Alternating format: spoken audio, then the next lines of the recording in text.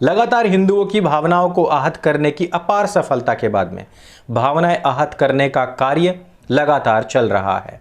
जिस प्रकार से इरोज नाउ, आरए नेटवर्क, उसके साथ ही साथ टाटा के टाइटन, इन सब ने मिलकर के जिस प्रकार से हिंदुओं को लगातार आहत किया, उनकी भावनाओं को आहत किया, साथ ही साथ इतिहास पर हमला करने के लिए भी कुछ लोग आए हैं जिन्होंने ये सिद्ध करने की कोशिश की है कि भारत को जो कुछ भी दिया है वो मुगलों ने दिया है।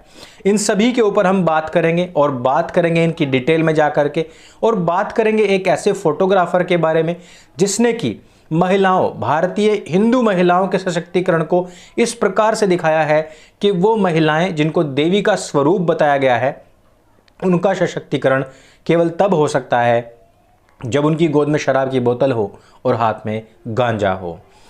इन सब पर हम मिलकर के बैठ कर के बातचीत करेंगे। इस वीडियो को अंत तक अवश्य देखिए और हम आपको बताएंगे कि मुगलों ने आखिर भारत को दिया क्या है।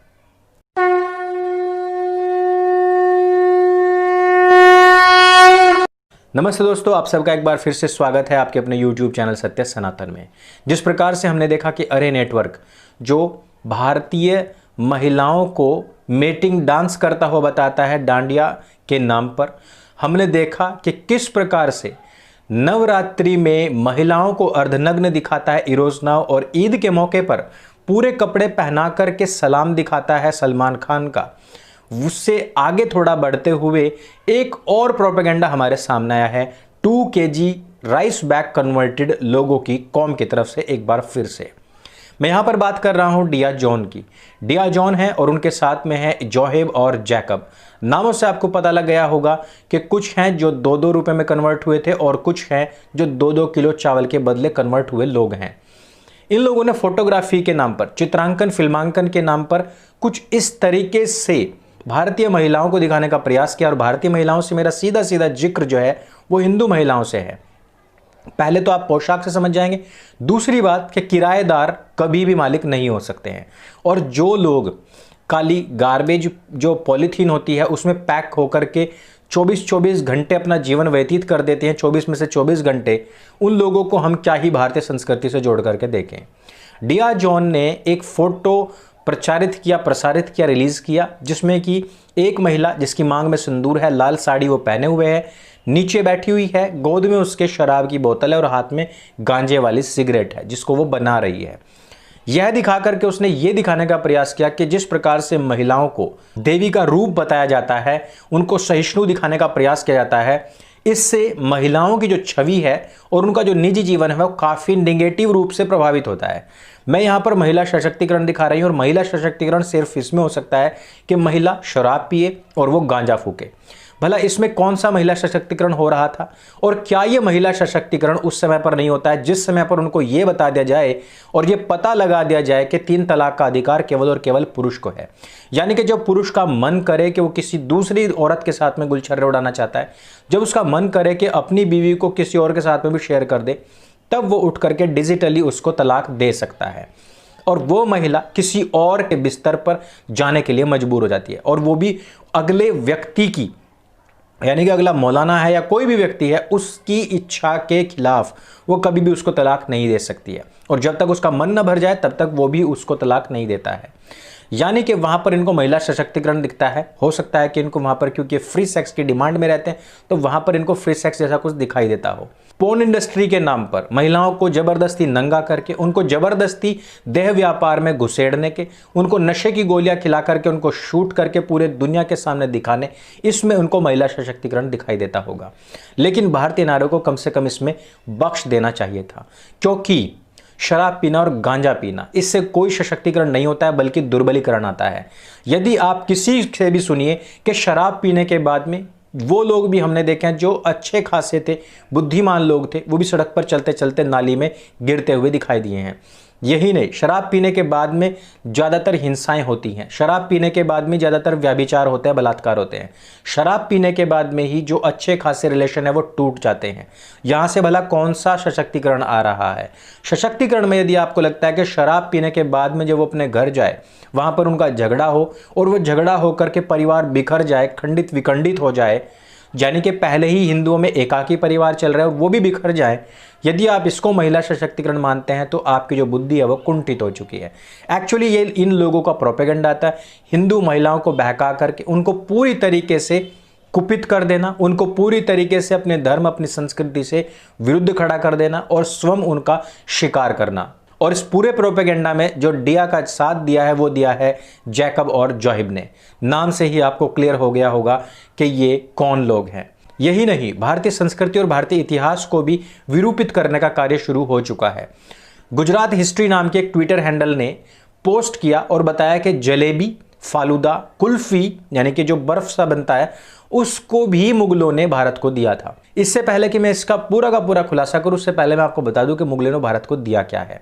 मुगलों ने यहां भारत को अतिक्रमण, आतंकवाद, उसके साथ ही साथ पंचर की कला दी है।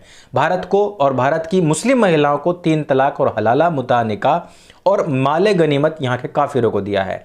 यहां के मंदिरों को तोड़ा है और यही नहीं, पाकिस्तान तक जो हिंदू आस्था है उसको नवरात्रों में भंग किया गया है। मुस्लिम महिला यदि किसी हिंदू के साथ शादी कर ले और वहां जाकर के देवी पूजन कर ले, उस पर गंदी गंदी और भद्दी भद्दी गालियां लिखना सिखाया है। और यही नहीं, अगर फ्रांस कहीं पर भी अपने देश के खिलाफ चल रहे प्रोपेगेंडा के खिलाफ कुछ बोलता है तो उसका बाइकआउट करना सिखाया है। गुजरात हिस्ट्री के नाम से ट्विटर हैंडल ने जब ये बात पोस्ट की तो लोगों ने आकर वहां पर बहुत सारे एविडेंस प्रस्तुत किए और इनमें जो भी एविडेंस सबसे अच्छे मुझे लगे हैं उनको मैं यहां पर आप लोगों को बताना चाहता हूं। एक ट्विटर हैंडल है राज शर्मा के नाम से, उन्होंने बताया कि किस प्रकार से जलेबी भगवान राम के जन्म के समय पर भी बनी थी और उसको कर्ण शशकुलिका कहा जाता था। यही नहीं, उन्होंने बताया कि 17वीं सेंचुरी में महाराष्ट्र के एक ब्राह्मण हुए हैं रघुनाथ, और उन्होंने भोजन कौतूहल नाम से एक किताब लिखी थी। उसमें भी कुंडलिनी नाम से जलेबी को बताया था कि कुंडलिनी किस प्रकार से बनाई जाती है और ये कितनी मीठी होती है। उसके बाद में ट्रू इंडोलॉजी ने बताया कि चरपटी यानी कि जो गुजरात हिस्ट्री है उसने कहा था कि चपाती बनाना भी मुगलों ने ही हमको सिखाया है। आप जरा सोचिए कि जो लोग कच्चा मांस खाते हों, जिन लोगों के पास में गेहूं तक ना हो उस समय पर, जिन लोगों को अपनी भूख से व्याकुल होकर के अन्य अन्य देशों में भटकना पड़ता हो, जिन लोगों के सपने में भी, यानी कि अगर आप 1500 साल पहली किताब उठा करके देखिए, उनकी हिस्ट्री उठा करके देखिए, आपको कहीं पर भी वहां पर क्या कोई भी किसी प्रकार का अन्न मिलता है, किस प्रकार से उनका जीवन यापन होता है और किस प्रकार की उनकी सोच और सपने हैं, उसमें भी कहीं पर रोटी दिखाई नहीं देती। और यहां पर इन्होंने हमें बनाना भी सिखा दिया। ट्रू इंडोलॉजी ने बताया कि चपाती को चरपटी कहा जाता था और यह उस समय से है जिस समय पर इस्लाम का उद्भव भी नहीं हुआ था, और यह अमरकोश में उस समय से ही अंकित भी है। इसके बाद में दिव्य कुमार सोती बताते हैं कि बर्फी बनाने के लिए दूध, बिरयानी बनाने के लिए चावल आपको पता ही है बनता ही पैदा ही वहां पर होता है जहां पर पानी बहुत सारा हो, यानी कि जब जो खेत होता है वो पूरा तरावट से भर जाता है उस समय पर उसकी पौध लगती है। लेकिन यहां गुजरात हिस्ट्री ये बताने का प्रयास करता है कि बिरयानी मुगलों की देन है। तो दिव्य कुमार सोती कहते हैं कि बर्फी बनाने के लिए दूध और बिरयानी बनाने के लिए चावल, मुरब्बा बनाने के लिए आंवला और जलेबी बनाने के लिए गुड़ चीनी मुसलमान जो थे वो रेगिस्तान से लेकर के यहां पर आए थे। आपको इतिहास और भूगोल की पूरी जानकारी होनी चाहिए। मैंने आपको बता दिया है कि इस्लाम ने यदि विश्व को कुछ दिया है तो उसके विषय में बहुत सारे चर्चाएं और बहुत सारे प्रैक्टिकल हमने ओसामा से लेकर बगदादी तक सारे देख रखे हैं, और छिटपुट घटनाएं हम अपने क्षेत्रों में आसपास में देखते रहते हैं। हाँ, ये जरूर है कि कुछ लोग जो अपने इस 1400 साल पुराने दायरे से बाहर निकले हैं, जिन्होंने आधुनिक अत्याधुनिक शिक्षाएं प्राप्त की हैं, उन्होंने बहुत कुछ किया है, उसमें कोई दो राय नहीं है, लेकिन वो उन्होंने पढ़ा है, दूसरों से जाना है। आप जरा सोचिए, आप जरा फर्ज कीजिए कि अरब देश जहां पर गर्मी से बचने के लिए ढंग से छांव वाले पेड़ तक ना हो, उस क्षेत्र में कोई इतना ब्लास्टिंग फ्रीजर बना देता है कि उसमें वो कुल्फी बना करके भारत लेकर के आता है। ये होता है वो प्रोपेगेंडा जो किसी संस्कृति को तोड़ने, किसी के धर्म, उसकी मान्यता और उसकी पहचान को खत्म करने के लिए रचा जाता है। आप लोगों को छोटी छोटी चीजें अक्सर क्लिक नहीं करती हैं, नॉक नॉक नहीं करती हैं, लेकिन जो लोग इन सब चीज़ों को पढ़ते हैं उनको ये चीज़ें स्ट्राइक करती हैं और ये स्ट्राइक करनी भी चाहिए। आज फ्रांस जिस स्थिति में है उससे पहले वो भी इन लोगों को शरण दे रहा था, और यदि आज वहाँ पर अतिवाद की पराकाष्ठा होने के बाद वहाँ के टीचर्स को, वहाँ के कार्टूनिस्ट को मारा जा रहा है, समाप्त किया जा रहा है, उसके बाद यदि वो आवाज़ भी उठा रहे हैं तो बायकॉट भी उन्हीं का किया जा रहा है और गाली भी उन्हीं को खानी पड़ रही है, तो वो भी आज अपने पूर्व के काल पर पछता रहे होंगे कि क्यों हमने इनको रिफ्यूजी कैंप बना करके दिए और क्यों हमने इनको शरण दी। भारत में भी इसी प्रकार से पिछले 1000 साल से चल रहा है, और पिछले 70 साल पहले एक अच्छा मौका था कि जब सब किराएदारों को उठा करके उनके कैंप में भेजा जाता, लेकिन नहीं भेजा गया।